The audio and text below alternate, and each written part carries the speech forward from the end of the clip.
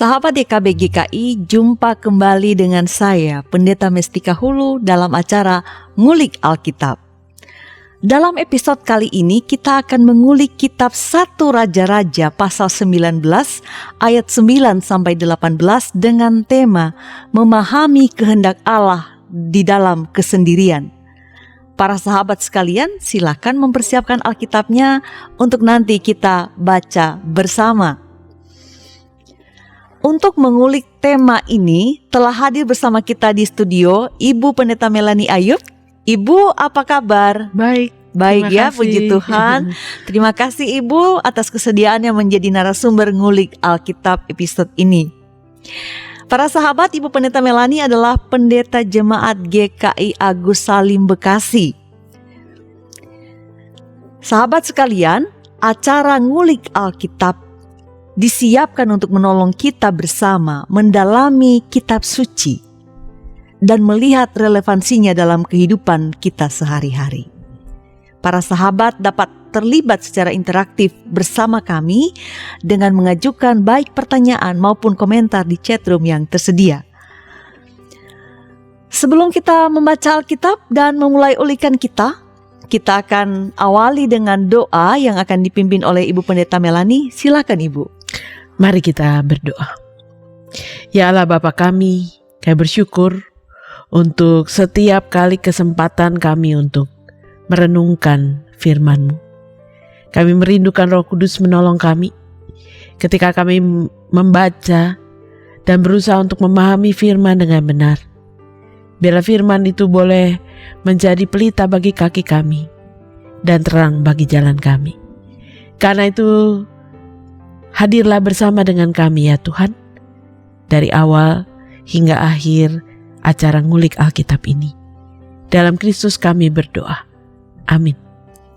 Amin. Sahabat sekalian, saya akan membaca kitab 1 Raja-Raja pasal 19 ayat 9 sampai 18 yang akan kita ulik. Allah menyatakan diri di Gunung Horeb. Di sana masuklah ia ke dalam sebuah gua dan bermalam di situ. Maka firman Tuhan datang kepadanya demikian. Apakah kerjamu di sini, hai Elia? Jawabnya, aku bekerja segiat-giatnya bagi Tuhan Allah semesta alam. Karena orang Israel meninggalkan perjanjianmu, meruntuhkan mezbah-mezbahmu, dan membunuh nabi-nabimu dengan pedang. Hanya aku seorang dirilah yang masih hidup dan mereka ingin mencabut nyawaku. Lalu firman-Nya, keluarlah dan berdiri di atas gunung batu, gunung itu di hadapan Tuhan. Maka Tuhan lalu, angin besar dan kuat yang membelah gunung-gunung dan memecahkan bukit-bukit batu mendahului Tuhan. Tetapi tidak ada Tuhan dalam angin itu. Dan sesudah angin itu datanglah gempa. Tetapi tidak ada Tuhan dalam gempa itu. Dan sesudah gempa itu datanglah api. Tetapi tidak ada Tuhan dalam api itu. Dan sesudah api itu datanglah bunyi angin sepoi-sepoi biasa. Segera sesudah Elia mendengarnya, ia menyelubungi mukanya dengan jubahnya, lalu pergi keluar dan berdiri di pintu gua itu. Maka datanglah suara kepadanya yang berbunyi, apakah kerjamu di sini, hai Elia? Jawabnya, aku bekerja segiat-giatnya bagi Tuhan Allah semesta alam, karena orang Israel meninggalkan perjanjianmu, meruntuhkan mezbah-mezbahmu, dan membunuh nabi-nabimu dengan pedang. Hanya aku seorang dirilah yang masih hidup, dan mereka ingin mencabut nyawaku. Firman Tuhan kepadanya, pergilah, kembalilah ke jalanmu, melalui padang gurun ke Damsyik, dan setelah engkau sampai, engkau harus mengurapi Hazael menjadi raja atas Aram. Juga Yehu cucu Nimsi, haruslah kau urapi menjadi raja atas Israel, dan Elisa bin Safat dari Abel Mehola harus kau urapi menjadi nabi menggantikan engkau. Maka siapa yang terluput dari pedang Hazael akan dibunuh oleh Yehu, dan siapa yang terluput dari pedang Yehu akan dibunuh oleh Elisa. Tetapi aku akan meninggalkan 7.000 orang Israel, yakni semua orang yang tidak sujud menyembah Baal dan yang mulutnya tidak mencium dia. Demikian bacaan kita. Ibu, tema kita adalah memahami Allah dalam kesendirian. Secara personal ini menarik bagi saya karena kesendirian itu di era sekarang ini ya Bu, itu tampak sangat nyata ya, kesendirian. Lalu sekarang kita juga ini dekat dengan kita dalam masa pandemi, kita mendengar, kita akan dengan istilah social distancing. Kita harus berjauh-jauhan nih Bu. Jadi tidak boleh bareng-bareng, tidak boleh ngumpul-ngumpul. Jadi ini menarik, tema ini menarik, memahami kehendak Allah dalam kesendirian. Menarik sekaligus mengundang tanya, karena seperti saya sebutkan barusan, kesendirian itu menunjukkan keterasingan, keterpisahan, ketiadaan harap dan keputusasaan. Tapi apakah dengan hal-hal itu Bu, memang tidak ada lagi harapan? Ini bagaimana memahaminya Bu? Silakan. Iya. Tema kita memahami kehendak Allah dalam kesendirian memang menjadi menarik karena kita sedang mengalaminya juga ya. Kita lebih banyak mungkin menyendiri atau sendiri. Social distancing. Wajib. Iya. Nah, Nabi Elia pada saat itu dia sungguh-sungguh mengalami kesendirian. Karena nabi-nabi Allah yang lain pada saat itu sudah dimusnahkan. Dan oleh karena itu dia berada dalam kesendirian. Dalam pasal 18 ayat 20 sampai 46, Nabi Elia baru bertarung dalam pengertian yang sesungguhnya dengan 450 nabi Baal dan 400 nabi Asyera. Pertarungan itu terjadi ketika Raja Ahab yang pada waktu itu menjadi raja di Israel menikahi Isabel, anak dari Raja Sidon, yang biasa melakukan penyembahan kepada Baal. Biasa menyembah patung-patung. Karena Ahab menikahi Isabel, maka patung-patung juga didirikan. Dan penyembahan-penyembahan kepada Baal juga dihadirkan di tengah kehidupan bangsa Israel. Dan itu sangat menyedihkan bagi Nabi Elia. Karena itu Nabi Elia mengajak bertarung supaya bangsa Israel sendiri melihat kepada siapa mereka seharusnya sungguh-sungguh menyembah. Apakah kepada Yahweh, kepada Allah Israel, ataukah kepada Baal? Sebab dalam 1 Raja-Raja 16 ayat 33 dikatakan perbuatan Raja Ahab yang mendirikan patung-patung itu dikatakan menimbulkan sakit hati Tuhan. Dan oleh karena itu Elia pada saat itu menantang nabi-nabi Baal dan Asyera. Dia sendirian, betul-betul sendirian, karena nabi-nabi Allah yang lain sudah dimusnahkan. Dan dia melawan 850 nabi Baal. Itu peristiwa yang luar biasa. 1:850. Wow. Mungkin orang lain kabur Bu. Iya. Berani banget gitu Berani banget. Nekat kali Bu. Iya. Elia meminta bangsa Israel melihat siapa sesungguhnya Allah yang layak disembah. Dan dalam kesendirian itu dia sungguh-sungguh mengalami pimpinan Tuhan. Karena ketika nabi-nabi Baal itu menyiapkan korban bakaran dan berdoa kepada ilah-ilahnya, ternyata mereka tidak mendapat api dan bakaran mereka tidak terbakar. Tetapi ketika Elia berdoa dan memohon kepada Tuhan, maka Tuhan menghadirkan api. Dan kemudian korban bakarannya terbakar. Sekalipun sudah dibasahi oleh air. Sehingga bangsa Israel tahu mereka harus sujud dan menyembah Tuhan. Dan setelah itu Elia menyuruh agar semua nabi Baal dan nabi-nabi Asyera dimusnahkan. Yang 850 Yang 850 itu. Sehingga membuat sakit hati Ratu Isabel. Dan Isabel itulah yang segera menyuruh membunuh Elia. Sudah sendiri dan kemudian terancam. Dan itulah yang menyebabkan dia sungguh-sungguh mengalami kesendirian. Ya, itu sungguh luar biasa ya Bu. 1:850 itu kekuatannya itu tidak berimbang ya Bu. Plus yang 850 di backup oleh ratu dan raja. Betul. Jadi kekuatannya itu memang tidak tertandingi sebetulnya. Ya. Tetapi kekuatan Elia sekali lagi juga seperti kita membaca dalam Alkitab bahwa kekuatannya bukan dari dirinya tetapi dari Tuhan tentu saja. Ibu, menarik bagi saya ketika Elia meminta api dari Tuhan untuk membakar kurban persembahan yang sudah dipersiapkan dan sudah dibasahi air pula dengan parit-parit yang tergenang air begitu. Betul. Mengagumkan, luar biasa. Bukan sekarang itu sedikit wow gitu ya, gitu. Tetapi ini juga mengundang kemarahan Ratu Isabel. Yes. Ibu, apa yang selanjutnya terjadi pada seorang nabi yang luar biasa yang dapat meminta Tuhan membakar habis kurban bakaran berhadapan dengan seorang ratu bernama Isabel? Ya, menarik karena apa yang dilakukan Elia itu luar biasa. Ya. Belum pernah dilakukan oleh nabi-nabi lain dalam perjanjian lama. Ya. Ketika dia bertarung dengan nabi-nabi Baal dan Asyera. Dan kemudian dia menyebabkan seorang ratu marah. Ya, kalau yang marah itu ratu bahaya. Kalau yang marah orang biasa mungkin biasa saja ya. Nah, apa yang selanjutnya terjadi dikatakan dalam 1 Raja-Raja 19 ayatnya yang ketiga. Ketika Elia mendengar ancaman Ratu Isabel, ya, bahwa Ratu Isabel mengatakan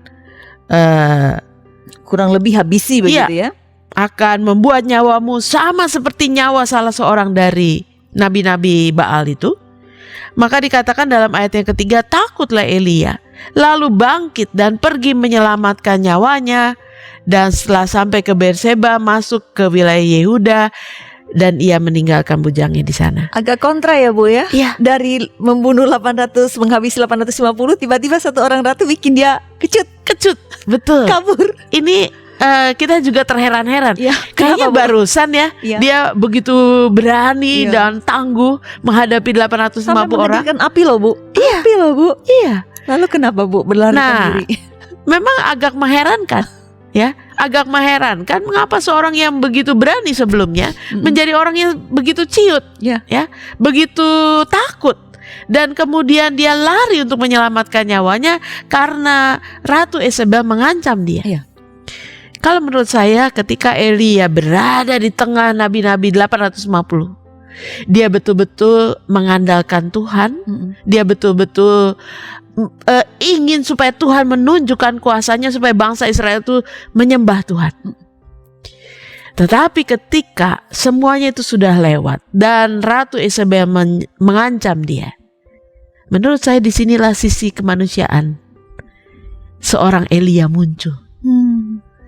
Ketika dia sudah selesai dengan semuanya, ketika dia sendirian dan dia diancam nyawanya, entah bagaimana seorang manusia di satu saat bisa menjadi begitu berani, begitu bersemangat, tetapi di sisi lain ketika dia betul-betul sedang sendiri, alone, tidak ada siapapun, ya, dan ketakutan itu akan menyelimuti, sehingga dia betul-betul dikuasai oleh ketakutan. Menurut saya ini kuncinya, dia dikuasai oleh ketakutan. Kalau sebelumnya dia dikuasai oleh keinginan besar untuk membuktikan bahwa Allah lah yang patut disembah, sekarang ini dia dikuasai oleh ketakutan. Ketika seseorang menyadari ia sendirian, biasanya kemudian ia merasa tidak berdaya dan timbul ketakutan, apalagi ancaman maut yang ditujukan kepadanya. Dan rasanya kita semua juga pernah mengalami ya, secara manusiawi, saat-saat di mana kita sendirian, di tengah kepenatan, tidak ada orang yang membela kita, tidak ada orang yang menolong kita. Kita berada dalam keadaan yang terancam. Dan kalau kesendirian itu begitu mencekam, dan rasa takut itu menyeruak dan menguasai kita, maka rasanya kita tidak berdaya. Ya. Dalam satu raja-raja ini, dalam kesendiriannya di padang gurun, Elia dikatakan dia ingin mati saja. Di 1 Raja-Raja 19 ayat 4 dikatakan, ketika ia sendiri masuk ke padang gurun, lalu duduk di bawah sebuah pohon arar, kemudian ia ingin mati, katanya, cukuplah itu. Sekarang ya Tuhan, ambillah nyawaku, sebab aku ini tidak lebih baik daripada nenek moyangku. Saudara-saudara, kata-kata ini begitu tajam, begitu luar biasa keluar dari mulut seorang Elia yang mengatakan, udah cukup, ambillah nyawaku. Kata-kata itu menyiratkan ada keputusasaan. Kata-kata menyiratkan bahwa dia sudah ingin mati saja, selesai, beres, ya, tidak tahu lagi harus berbuat apa. Dia sangat tertekan. Kesendirian Elia membuat dia tidak kuat, mau menyerah, dan ingin mati saja dengan mengatakan, cukup Tuhan, ambillah nyawaku. Justru ini kelanjutan dari peristiwa tadi. Setelah peristiwa luar biasa, justru sudah Tuhan, saya cukup, ambil nyawaku. Ibu, tadi Ibu mengatakan bahwa dalam penjelasan Ibu bahwa dalam kesendiriannya inilah keputusasaan ini terjadi. Nah, saya jadi mengingat bahwa ada sebuah, saya lupa siapa yang mengatakannya dan kata-kata persisnya, tapi paling enggak mengingatkan kita bahwa ketika engkau sendirian, waspada terhadap pemikiranmu. Karena dalam kesendirian itu tidak ada yang kasih masukan, tidak ada yang mengiyakan atau mengatakan bukan pada pikiranmu. Jadi kemudian kita pikiran-pikiran yang semakin berkembang, dan itu bisa membuat kita menjadi lumpuh atau putus asa seperti Elia ini. Ibu, bagaimana Tuhan menyikapi keputusasaan yang dihadapi Nabi Elia? Apakah Tuhan kemudian, ya benar juga sih Elia, kamu udah menghabisi patung-patung Asyera dan kemudian sudah menghabisi nabi-nabinya dan kemudian menghadirkan kebaruan di Israel. Jadi okelah, sekarang aku menghiburmu. Atau apa sih Bu yang Tuhan lakukan pada Nabi Elia yang sudah mengatakan, ini kayak setengah mengancam ya Bu, atau udah mengancam, Tuhan cukup, gue mau mati aja sekarang. Jadi gue udah capek begitu karena dikejar-kejar dan segala macam gitu. Tapi jawaban Ibu terhadap pertanyaan saya setelah pesan-pesan berikut ini.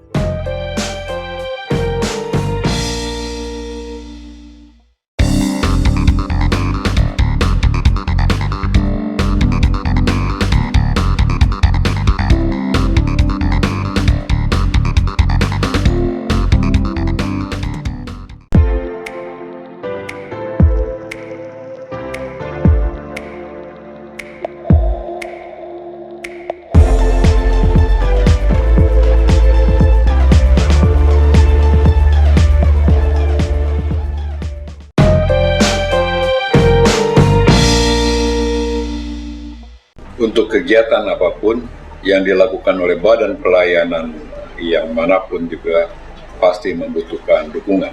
Salah satunya adalah dukungan dana. Oleh karena itu, YKB GKI Media juga membutuhkan dukungan dana dari kita semua.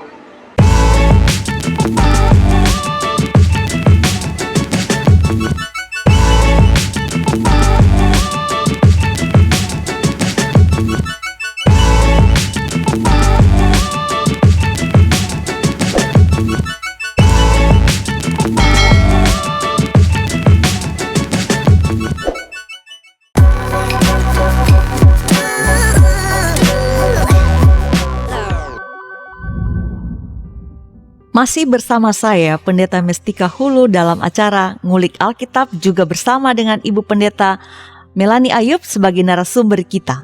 Bagi yang baru bergabung, kami informasikan bahwa bahan Ngulik Alkitab kita kali ini dari kitab 1 Raja-Raja pasal 19 ayat 9 sampai 18 dengan tema Memahami Kehendak Allah dalam Kesendirian. Para sahabat yang mau memberikan komentar maupun pertanyaan, bisa berinteraksi dengan kami di chatroom yang tersedia.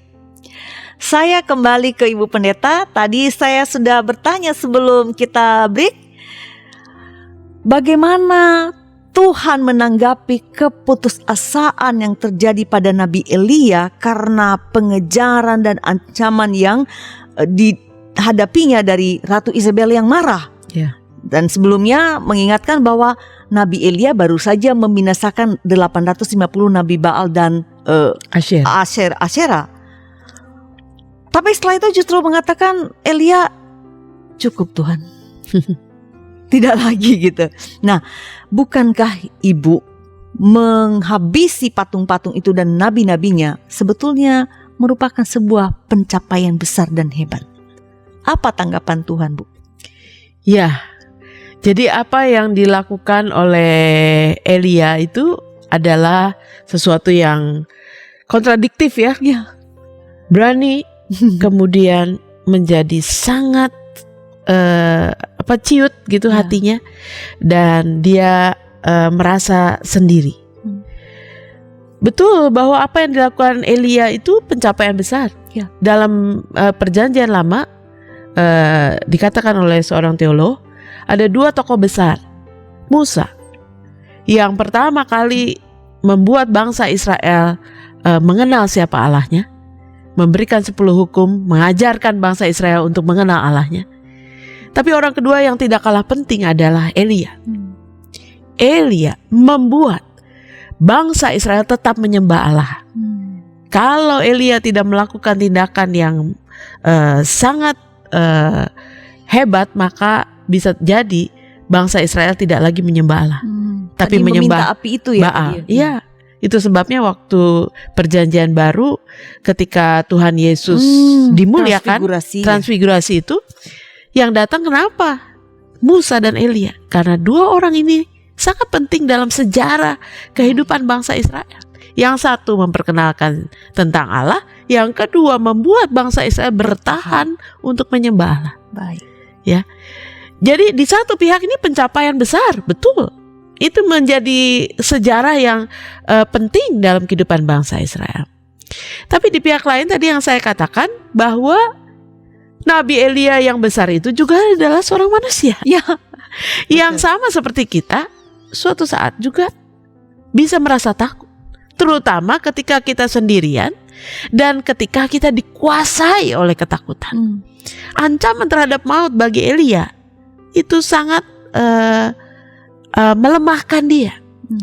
Karena itu ketika Elia berada dalam gua, kalau kita melihat bagaimana Allah menanggapi sikon Elia ini, bagaimana Allah menanggapi ketika Elia mengatakan, cukup deh Tuhan, sampai di sini aja, ambillah nyawaku. Ya, putus asa banget ya. Putus asa banget. Apakah Tuhan mengatakan, oh ya Elia, memang kamu udah bekerja banyak, udah cukup kayaknya kamu. Enggak begitu juga.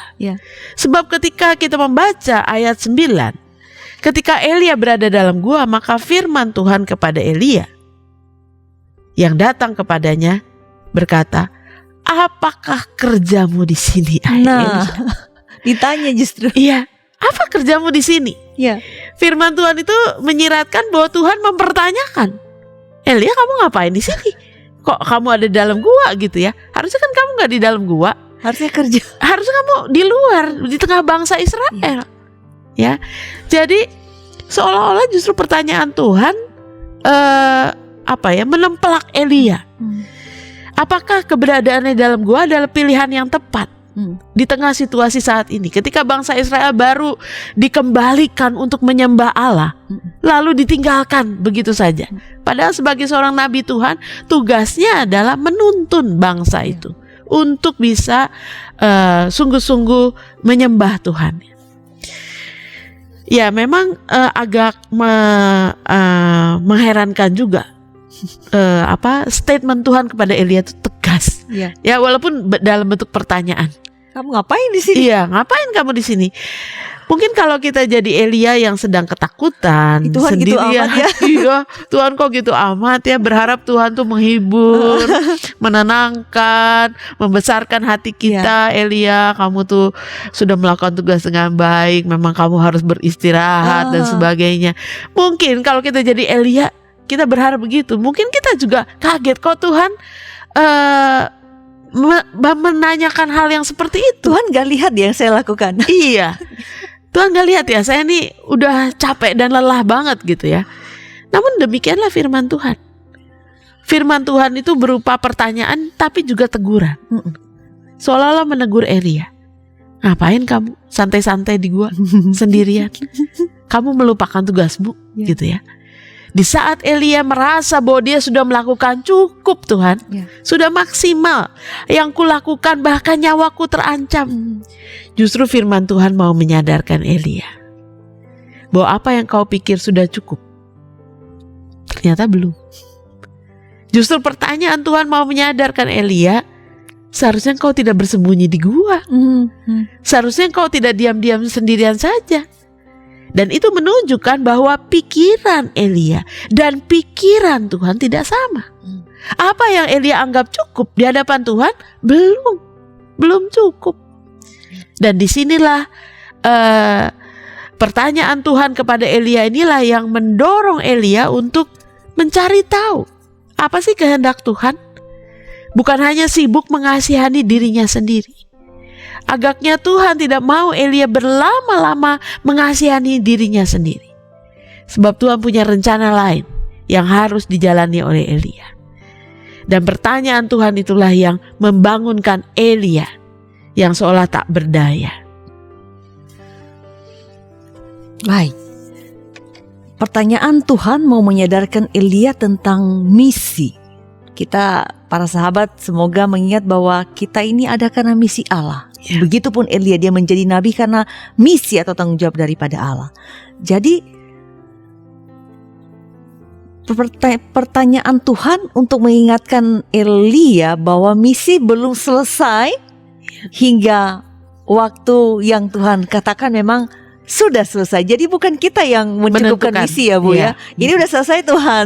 Saya mau sampai di sini aja. Tapi Tuhan justru mengatakan sampai aku mengatakan selesai baru selesai. Nah, Ibu, kenapa Tuhan kemudian dalam menyadarkan Elia yang sedang putus asa ini juga mengingatkan misinya harus memperlihatkan kekuatan alam semesta yang berbeda-beda kepada Elia. Tadi ada api, lalu kemudian ada angin dan ditutup dengan angin sepoi-sepoi. Mengapa sih Tuhan gak langsung aja datang kepada Elia dan mengatakan, nih tak tunjukin nih bahwa saya ini menyertai kamu, memberi kekuatan kepada kamu. Mengapa mesti berbagai-bagai hal sih Bu? Iya. Apa maksudnya Tuhan ini Bu? Iya. Memang menarik ya kalau apa Tuhan mau bercanda? Kalau mudah mengerti kehendak Tuhan ya mungkin Alkitab nggak usah sampai 66 kitab ya. Tapi justru melalui kisah Elia ini sebagai manusia kita mau ditunjukkan. Sebetulnya Elia menunjukkan ciri kemanusiaan kita yang menunjukkan kita mau cepat cari gampang. Udah deh kalau susah saya nggak mau lanjut ya. Stop sampai di sini. Kita berpikir bahwa apa yang dipikirkan Elia mungkin kita anggap ya memang sewajarnya Elia bersikap seperti itu. Tetapi kita juga berpikir harusnya Tuhan mengubah dong Elia. Yang putus asa itu jadi Elia yang berani lagi.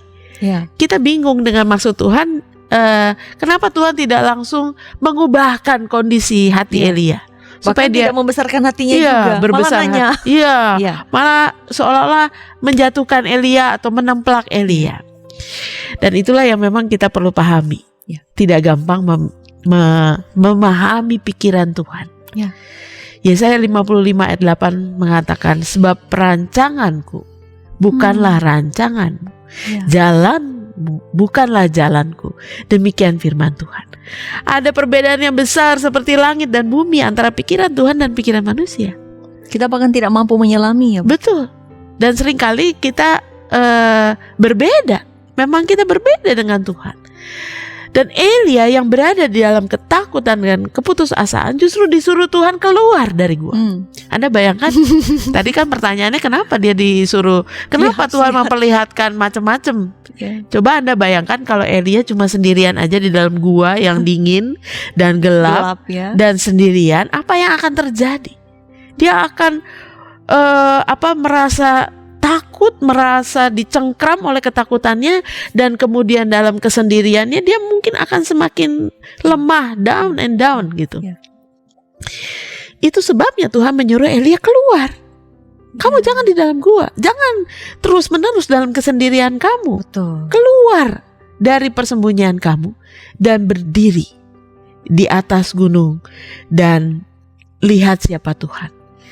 Dan keadaan itulah yang membuat Elia akan melihat berbagai hal yang Tuhan akan perlihatkan kepada Elia. Karena nanti Tuhan akan perlihatkan kepada Elia berbagai hal yang akan seharusnya bisa mengubah suasana hati Elia. Iya, saya menangkap ya Bu, bahwa ketika Elia merasa dirinya sangat kecil, bersembunyi di tengah-tengah gua, di dalam gua, tidak ada akses ke dunia luar, tidak tahu apa-apa. Saya justru kemudian menyadari sementara Ibu menjelaskan bahwa kalau kita sendiri atau kalau kita mengalami ketakutan, jangan berlama-lama di sana. Ayo keluar. Karena semakin menenggelamkan diri dalam kesendirian, menenggelamkan diri dalam ketakutan, keputusasaan, itu tidak semakin memberikan pengharapan. Justru semakin membuat kita terpuruk, dan Tuhan ingin kita keluar dari situasi itu. Nah, Tuhan menyuruh Elia yang ketakutan, yang barusan tadi Ibu jelaskan, nggak tahu situasinya seperti dalam gua, entah tidur entah seperti apa, tapi Tuhan mengatakan keluar kamu dari persembunyianmu, berdiri di atas gunung. Dan bukan hanya sekedar berdiri di hadapan gunung, berdiri di hadapan Tuhan. Ini bukan sesuatu yang biasa ya Bu ya. Tidak banyak orang bisa bertahan di hadapan Tuhan. Untuk apa Tuhan menyuruh Elia yang benar-benar ketakutan dan putus asa mengatakan, sudah Tuhan, aku mau mati, tapi Tuhan mengatakan berdiri di sana di hadapanku. Apa maksudnya Bu? Ya, untuk Elia dan bagi kita juga para sahabat YKB. Betul tadi yang dikatakan Pendeta Tika, bahwa kalau dia terus sendirian, dia akan semakin down, dia akan semakin takut, dia tidak akan bertambah lebih baik. Justru Elia harus keluar dari persembunyian. Tapi keluar untuk apa? Untuk melihat Tuhan. Dan tidak banyak nabi Tuhan dalam perjanjian lama yang bisa berhadapan dengan Tuhan. Yang berhadapan muka dengan Tuhan adalah Musa. Iya, tadi Ibu sudah sebut ya, 2 orang ini. Dan sekarang Elia. Apa maksudnya?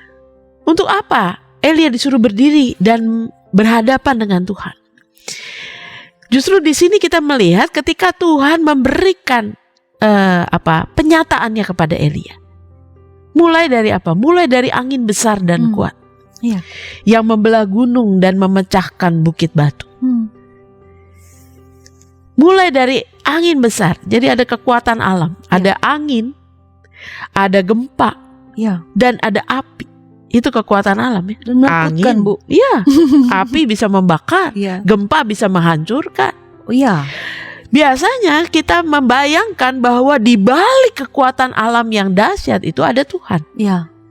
Tapi ketika angin besar lewat, tidak ada Tuhan dalam angin itu. Ketika gempa terjadi, tidak ada Tuhan di baliknya. Ketika api terjadi, tidak ada Tuhan juga dalamnya. Apa maksud Tuhan? Justru di sini Tuhan mau menunjukkan kepada Elia cara Tuhan bekerja. Itu seringkali tidak seperti yang kau bayangkan, ya kan? Kehadiran Allah memang dalam kisah Musa dinyatakan melalui kekuatan alam, angin yang membelah laut teberau, sehingga bangsa Israel bisa berjalan di tanah kering. Tiang api yang menuntun bangsa Israel berjalan di padang gurun pada waktu malam. Ya, tapi Tuhan mau mengatakan kepada Elia bahwa kehadiran Allah juga bisa nyata melalui hal-hal yang dahsyat, tetapi juga bisa melalui hal yang biasa, yang tidak kita duga. Sebab setelah api, datanglah bunyi angin sepoi-sepoi basah. di balik angin yang biasa-biasa saja, angin yang tidak menakutkan, angin yang tidak keras, angin yang mungkin memainkan daun-daun dengan gemerisik tenang ya, gemerisik, justru Tuhan hadir.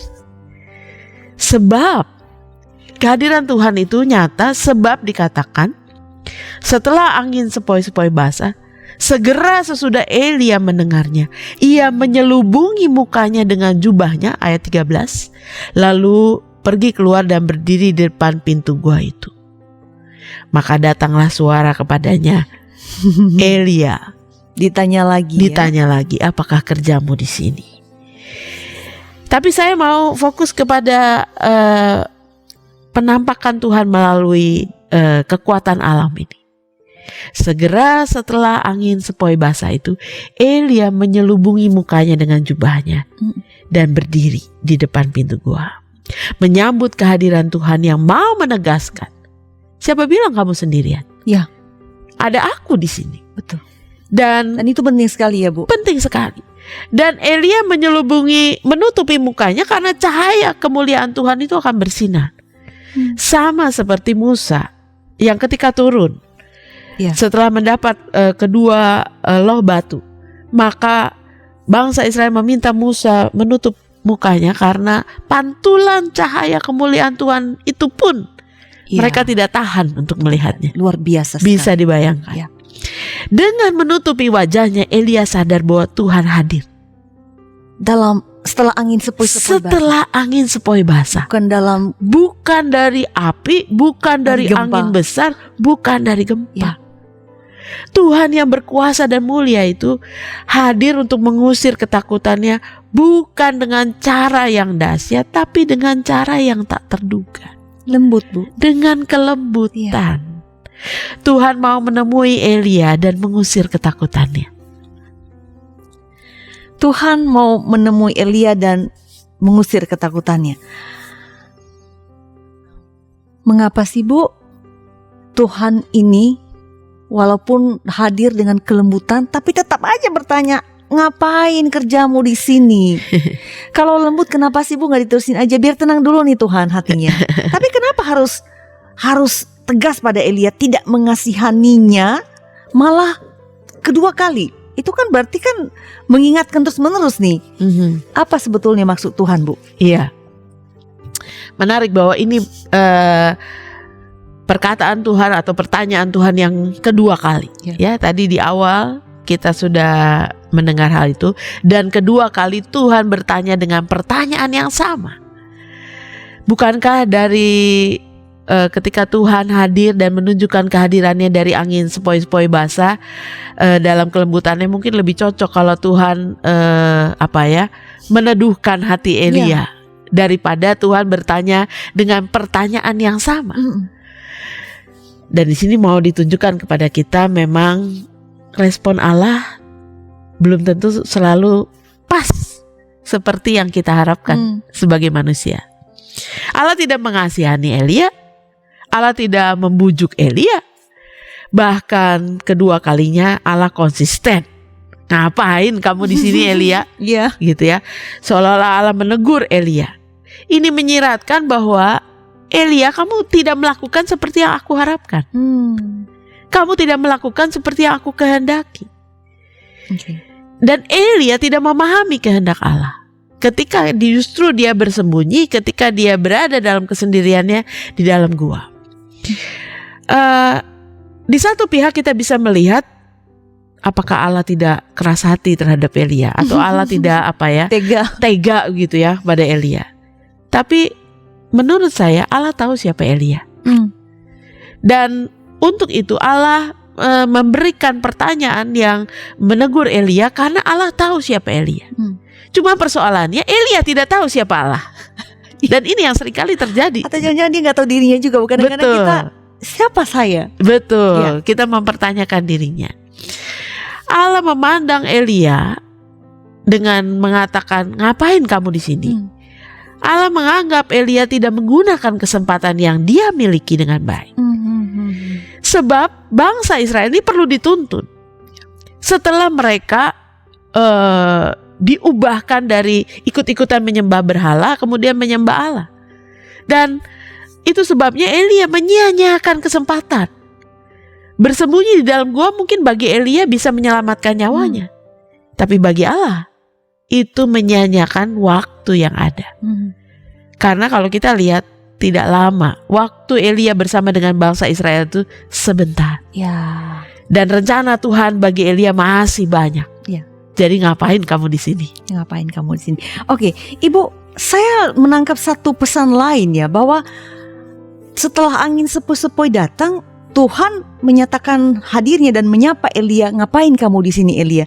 Jadi saya kurang lebih menangkap begini Bu, kalau Allah menyatakan kehadiran itu kan tadi menyatakan pada dia, kamu gak sendiri loh, kamu tidak pernah ditinggalkan, aku ada. Tetapi mau mengatakan juga pada saat yang sama, kalau Tuhan ada bukan supaya kita menjadi lemah, tapi kehadiran Tuhan seharusnya menolong kita untuk bisa bergerak, meninggalkan, berdamai dengan segala ketakutan kita untuk mencapai maksud Allah.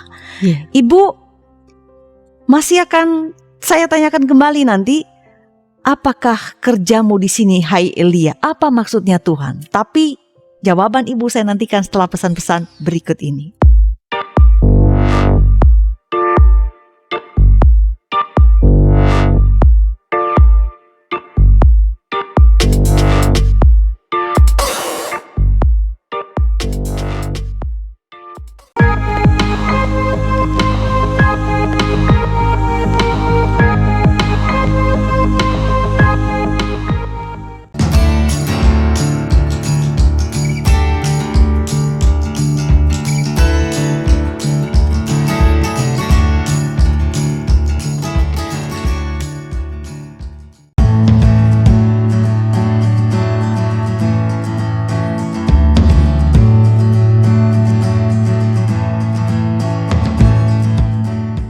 YKB GKI Media membutuhkan dukungan doa kita, membutuhkan keterlibatan kita, membutuhkan dukungan dana dari kita semua.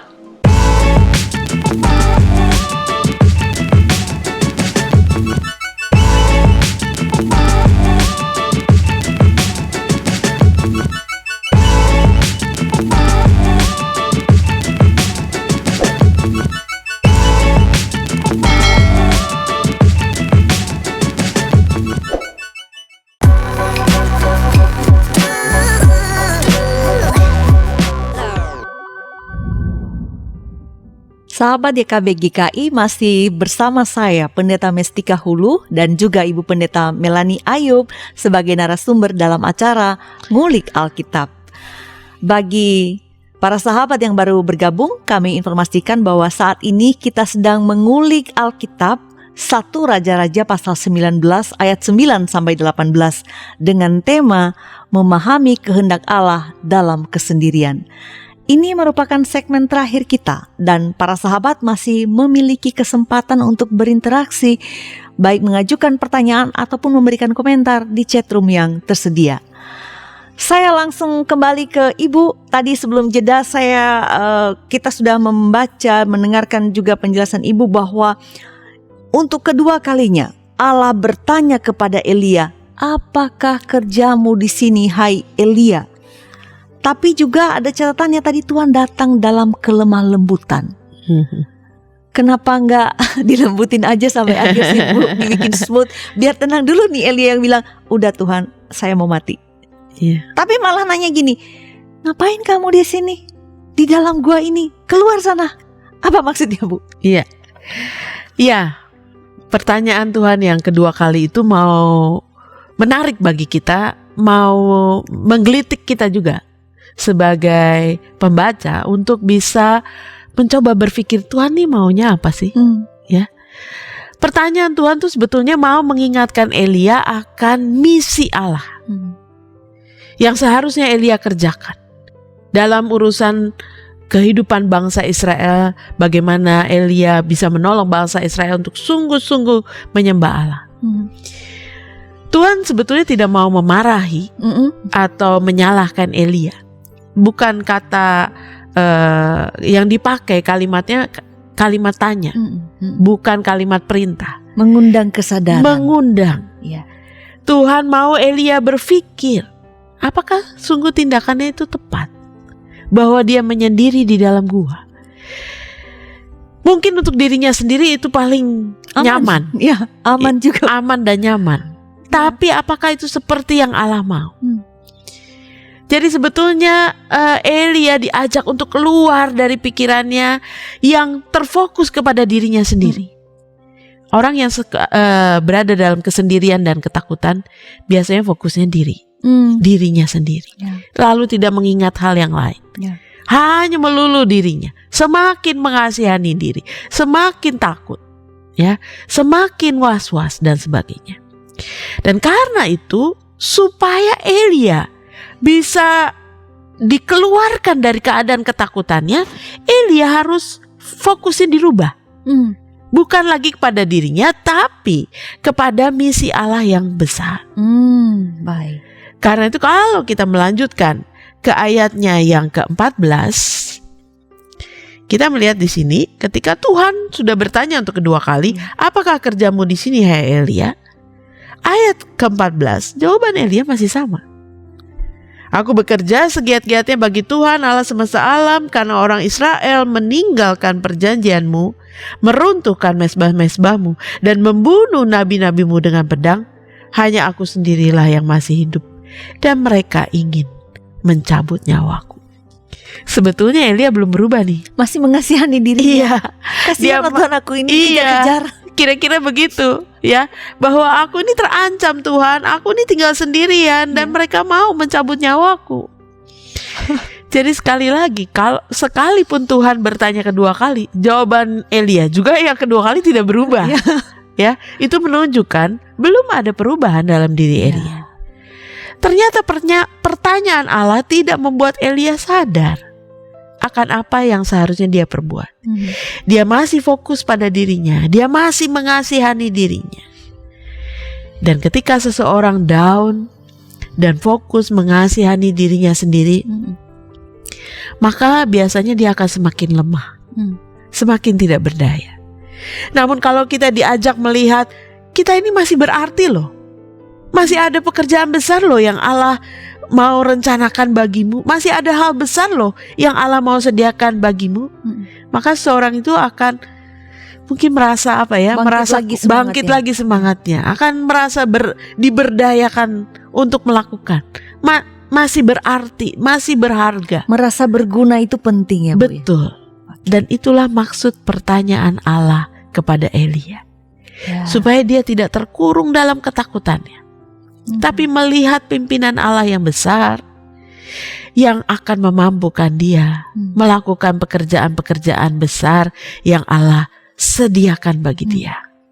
Ya, Allah bertanya pada Elia untuk membuatnya sadar bahwa ada misi yang Allah percayakan kepadanya untuk dilakukan. Jabatan itu nabi bukan sekedar sebutan. Betul. Tapi sebuah pekerjaan yang harus dilakukan. Nah, kalau kita membaca kemudian ya Bu, Allah memberikan tugas-tugas kepada Elia. Tapi sebenarnya kan dia masih takut Bu. Kedua kali dia bilang, Tuhan, saya dikejar-kejar, nyawaku terancam, aku mau dibunuh ini Tuhan. Tapi kan Tuhan lihat kondisi Elia ya Bu ya. Dia masih takut, dia masih merasa terancam, tapi Tuhan malah ngasih tugas. Ini maksudnya apa sih Tuhan ini Bu? Paham gak sih keadaan Elia ini? Itu sama aja misalnya gini, saya merasa takut Tuhan, saya merasa gak sanggup. Tapi dibilang, Tika kamu pokoknya kerja. Tuhan paham gak sih, saya ini gak siap Tuhan. Jadi sebenarnya maksud Tuhan apa pada Elia? Sehingga saya juga dan mungkin para sahabat yang merasa punya pergumulan yang sama saat ini juga dapat melihat maksud Tuhan memberikan tanggung jawab itu apa Bu? Ya. Memang kalau kita melihat setelah jawaban Elia yang masih mengasihani diri, kemudian ayatnya ke-15 dikatakan, pergilah kembalilah ke jalanmu melalui padang gurun Damsik, dan setelah kau sampai engkau harus mengurapi Hazael menjadi raja atas Aram. Yehu cucu Nimsi haruslah kau urapi menjadi raja atas Israel dan sebagainya. Ada serentetan tugas yang harus dilakukan Elia. Bukan disuruh istirahat ya? Bukan suruh istirahat, bukan suruh diam-diam aja. Ya. Apa maksudnya Tuhan dengan memberi tugas itu? Sebetulnya melalui semuanya itu Allah seperti berkata kepada Elia, stop complain, jangan mengeluh, jangan sibuk dengan mengasihani dirimu sendiri, jangan cuma fokus sebab tugas banyak menanti, tugasmu belum selesai, tunaikan tugasmu. Sebab apa? Ketika orang dialihkan fokusnya tidak pada dirinya sendiri, pada fokus lain di luar dirinya, itu sendiri akan berdampak pada dirinya. Pada rasa percaya dirinya, pada rasa bahwa dia masih berguna, dia masih punya urusan yang harus diselesaikan, itu akan mengurangi rasa takut, akan bukan mengurangi tapi mungkin meminimalisir dan kemudian mengubahkan rasa ketakutannya dengan keinginan lain untuk melakukan pekerjaan yang menjadi tanggung jawabnya. Perhatiannya tidak pada ketakutannya, tapi pada tujuan yang mau dicapai. Pada misi yang harus dicapai. Artinya Tuhan tidak menghendaki Elia menyerah dan berhenti. Walaupun itu yang dia mau. Namun justru Tuhan meminta dia untuk bergerak. Jangan bersembunyi, jangan berdiam diri, tapi bergerak, keluar, pergi, lakukan tugasmu, mengurapi Hazael, Yehu, dan lain-lain. Allah menugasi Elia dengan berbagai tugas.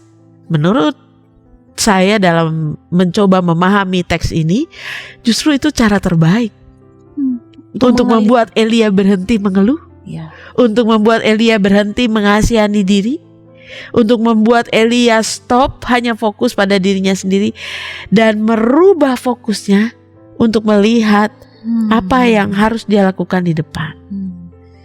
Justru Elia harus melihat semua yang dia lakukan itu ada dalam rancangan Tuhan, dalam misi Tuhan.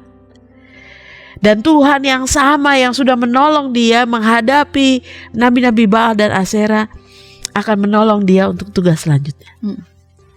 Dan itu yang mau diyakinkan. Dengan perkataan lain, Tuhan mau mengatakan jangan dirimu yang jadi pusat. Ketika keadaan buruk, ketika kita sedih, ketika kita takut, maka diri kita jadi pusat. Aku yang jadi pusat. Itu mestinya di garis bawah, Ibu, di highlight. Iya. Allah harus menjadi Allah yang harus menjadi pusat. Kehendaknya dan Allah itulah yang terutama. Matius 6 ayat 33 mengatakan, carilah dahulu kerajaan Allah dan kebenarannya, maka semuanya akan ditambahkan kepadamu. Jadi jangan pusatkan perhatianmu pada dirimu, tapi pada kerajaan Allah. Itu artinya Allah dan kehendaknya. Utamakan misi Allah, maka yang lain Tuhan yang akan atur, yang lain Tuhan yang akan bereskan. Ketakutanmu bahwa nyawamu terancam, itu serahkan sama Tuhan. Tapi kamu punya tugas untuk diselesaikan. Dan disinilah perintah Tuhan untuk Elia untuk melakukan tugas-tugas itu justru akan membuat Elia berubah dari lemah menjadi kuat. Ketika dia tahu bahwa ada banyak urusan yang harus dia kerjakan dan Tuhan masih menyertai dia dan Tuhan akan atur segala sesuatunya bagi dia.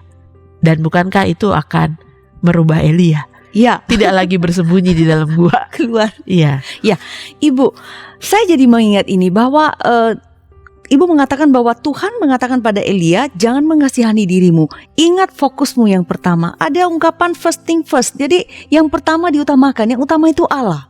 Jadi dalam hidup kita apapun yang terjadi, jangan sampai dibolak-balik ya. Jadi kita menempatkan Allah sebagai yang pertama. Tantangan-tantangan yang ada jangan sampai membuat kita mengaburkan fokus kita bahwa yang utama dan terutama itu Allah. Lalu kemudian juga saya diingatkan dalam penjelasan Ibu tadi bahwa ketika berada dalam situasi yang sulit, jangan berfokus pada kesulitan. Sekali lagi, jangan berfokus pada kesulitan, ubah fokusnya, lihat kebaikan Allah. Lihat bahwa Allah hadir dan lihat bahwa Allah punya maksud bagi kita. Itu akan menolong kita untuk mengalami perubahan batin dan orientasi. Ibu, setiap orang, saya kira juga saya pernah mengalami yang disebut kesendirian. Tema kita memahami kehendak Allah dalam kesendirian. Dalam kesendirian, kita kan berada dalam masa pandemi seperti sekarang ini, dan kita berada pada masa kita diwajibkan social distancing. Kita yang tinggal di kota Jakarta misalnya nggak boleh besok mudik, karena itu bisa membahayakan keluarga yang kita kasihi. Sendirian, kita punya pergumulan, dan itu membuat beban terasa menjadi semakin berat. Itu bisa menimbulkan keputusasaan, barangkali itu yang terjadi pada Elia. Lalu hari ini kita belajar dari Elia. Dia memahami kehendak Allah, atau Allah mengingatkan Elia apa kehendaknya dalam kesendiriannya. Kan ngulik Alkitab ini ya Bu, melihat kita belajar Alkitab, kita relevansikan dengan kehidupan kita. Lalu apa yang bisa kita pelajari dari Elia juga dalam kesendiriannya, dalam Allah mengingatkan dia akan misinya dan membuat dia fokus lagi pada misi itu. Bagi kita yang sedang hidup dalam situasi juga yang sedang tidak terlalu baik, pelajaran apa yang bisa kita terapkan pada diri kita sebagai umat Tuhan hari ini, Bu? Ya. Apa yang dialami Elia sebetulnya kita alami juga, meskipun kita tidak sembunyi di dalam gua, tapi mungkin di kamar ya, atau di rumah. Ada situasi-situasi sulit di mana kita berada di titik nol. Ya. Ketika kita merasa lemah, tidak berdaya, ingin menyerah, aduh daripada saya terancam gini lebih baik mati saja nih, gitu ya. Mungkin juga itu terlontar. Ya. Ada orang-orang yang tidak siap menghadapi tantangan dan kemudian memilih menyerah saja. Ya, terserah apa yang terjadi, whatever will be gitu ya. Atau ada orang-orang yang cenderung mengasihani dirinya, yang terus menerus, Tuhan kok saya begini, kok saya merasa tidak kuat dan sebagainya, ya, dan kemudian juga ujungnya mau menyerah saja. Ya. Nah, dalam peristiwa Elia, ketika dia berjumpa dengan Tuhan dalam angin sepoi-sepoi, mau mengingatkan kepada kita, cara Tuhan berkarya itu bisa berbagai cara. Ya. Bukan satu cara, 1001 cara. Tidak selalu harus spektakuler. Bahwa kalau Tuhan menyertai, kemudian langsung besok kasus positif corona itu jadi zero. Itu tanda bahwa Tuhan menyertai. Apakah kalau maunya sih gitu, Bu? Iya, kalau kasusnya nambah 1000, nambah 2000 itu Tuhan menyertai atau tidak? Ya. Sekali lagi, cara kita berpikir dengan pikiran Tuhan itu berbeda. Ya. Dan Tuhan mau menyapa kita justru dengan cara biasa, cara sederhana, cara yang tidak kita duga. Kalau saat ini ada di antara kita merasa sendirian dan terpuruk, Tuhan juga mau mengatakan kau tidak sendirian. Ketika kita sibuk dengan diri kita sendiri, justru Tuhan mau mengatakan stop mikirin diri sendiri. Pandang kepada Tuhan. Sadari bahwa Tuhan hadir. Dan Tuhan punya misi. Kenapa engkau masih hidup sampai saat ini? Tuhan punya misi. Ya. Ada orang yang bisa mengasihani dirinya dalam masa pandemi dengan mengatakan, aduh saya jadi kerja susah, jadi segala sesuatunya repot, saya jadi berkurang pemasukan dan sebagainya, mengeluh. Ya. Tapi ada orang-orang dalam kondisi sekarang ini putar otak, gimana caranya supaya hidup saya berarti bagi orang lain. Ya. Apa yang saya bisa lakukan? Ada yang siaran baca buku dari sehari 24 jam baca buku di radio supaya mendapat orang-orang yang mau memberikan dana atau sumbangan, dan kemudian dia membaca sekian jam supaya dia bisa menyumbang pada orang lain. Artinya saya mengatakan ada banyak cara yang kita bisa lakukan kalau kita tahu apa misi Allah untuk menghadirkan kita di tengah dunia ini saat ini. Dalam situasi sekarang ini, apakah betul kita tidak punya apa-apa, kita tidak bisa apa-apa, dan kita lebih baik sendirian saja? Atau kita lebih baik mati aja? Atau lebih baik mati saja? Atau sebetulnya ada banyak hal yang bisa kau lakukan, karena misi Allah bagi di hidupmu dan bagi dirimu itu masih banyak. Allah mau kita berubah dengan cara tidak lagi memusatkan perhatian kita pada diri kita sendiri, tapi pada Tuhan, pada kehendak Tuhan. Tempatkan Tuhan dan kehendaknya sebagai yang utama. Ya. Itu akan menuntun kita untuk melihat rangkaian karya Allah yang akan bekerja dalam hidup kita secara luar biasa. Karena itu, tempatkan kehendak Allah, cari dan pelajari supaya kita menemukan kebaikan Tuhan di baliknya. Ya. Cari dan temukan kehendak Tuhan dalam maksud Tuhan dalam kehidupan kita. Jadi masa kesendirian bukan masa mengasihani diri sendiri ya Bu. Ya. Justru masa kita untuk membangun relasi akrab dengan Tuhan, untuk menemukan apa maunya Dia bagi kita, atau mengembalikan fokus kita. Iya betul. Saya ingat Bu, sementara berbicara ini, jadi saya ingat gini, ketika sebelum pandemi, karena kita dalam masa pandemi sekarang ini, kita terlalu diburu-buru, kita nggak punya waktu untuk sibuk. diri sendiri, berdoa susah, saat teduh susah, berkumpul keluarga susah. Tapi No time ya. No time. Almost for everything.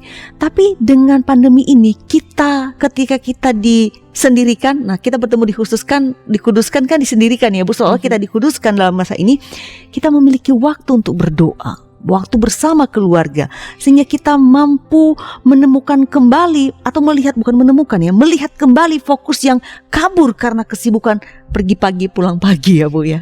Nah dari Senin ketemu Senin.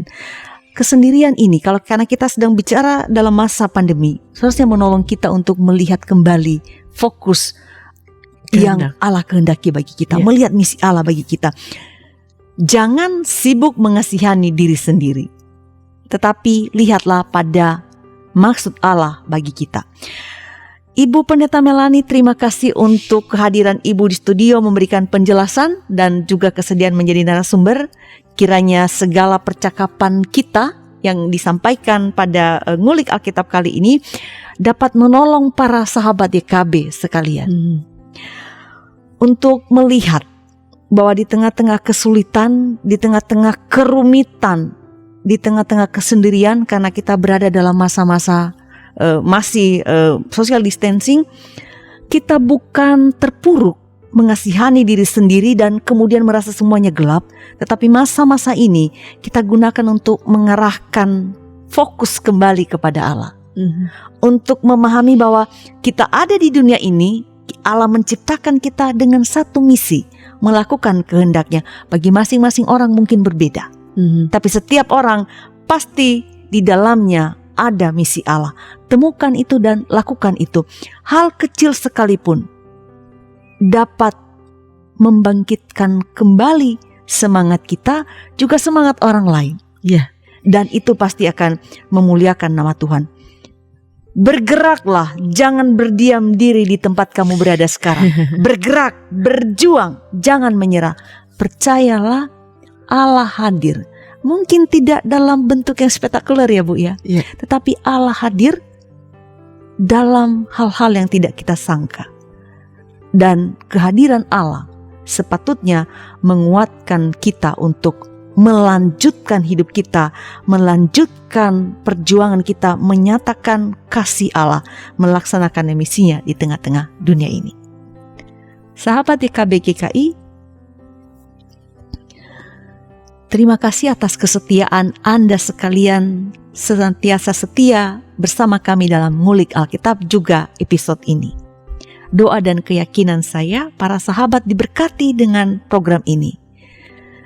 Maka jangan lupa like, subscribe, dan juga bagikan kepada sahabat-sahabat yang lain. Tuntas sudah perjumpaan kita, sampai bertemu di episode yang akan datang. Dan kita akan akhiri dengan doa yang dibawakan oleh Ibu Pendeta Melani. Silakan Ibu. Mari kita berdoa. Ya Allah Bapa kami boleh bersyukur. Kami belajar dari Nabi Elia yang berada dalam sisi kemanusiaannya yang lemah. Seringkali kami juga mengalami hal yang sama. Kami berada dalam kesendirian, ketakutan oleh karena ancaman pandemi ancaman COVID-19, dan juga banyak hal lain yang melemahkan kami. Tolong kami Tuhan, supaya kami tidak terus-menerus mengasihani diri kami dan hanya berfokus pada diri kami. Tapi mampukan kami untuk melihat misi Allah, rancangan Allah bagi diri kami, bagi hidup kami, dan bagi orang-orang di sekitar kami. Mampukan kami untuk melihat ada banyak perkara besar yang Tuhan sediakan kalau kami mau bergerak, kalau kami mau membiarkan Allah yang memimpin kami. Karena itu Tuhan berkati setiap sahabat YKB di dalam pergumulannya. Biarlah Tuhan menolong agar mereka semua boleh melihat segala hal yang baik yang Tuhan sediakan, sehingga mereka boleh keluar dari kesendiriannya, keluar dari keterpurukannya, dan biarlah Tuhan yang boleh menjadi penolong yang setia. Di dalam nama Tuhan kami Yesus Kristus, kami berdoa. Amin. Amin. Untuk kegiatan apapun yang dilakukan oleh badan pelayanan yang manapun juga pasti membutuhkan dukungan. Salah satunya adalah dukungan dana. Oleh karena itu, YKB GKI Media juga membutuhkan dukungan dana dari kita semua.